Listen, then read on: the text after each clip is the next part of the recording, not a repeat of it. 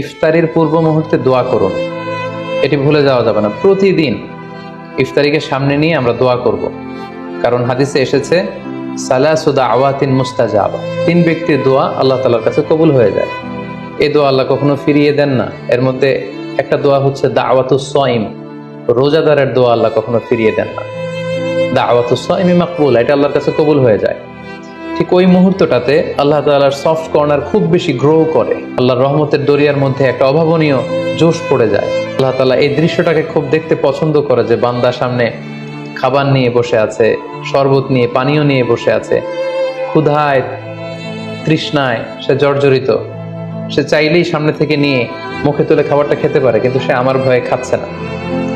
তখন আল্লাহ তাআলা এই দৃশ্যটা দেখতে বড্ড পছন্দ করেন। ঠিক এই মুহূর্তে আপনি যখন বুদ্ধি করে আল্লাহ তাআলার কাছে চাইতে শুরু করবেন, কায়মনো বাক্যে চোখের পানি ছেড়ে, আপনি চাইতে দেরি হবে, এই দোয়া আল্লাহ তাআলার কাছে কবুল হতে দেরি হবে।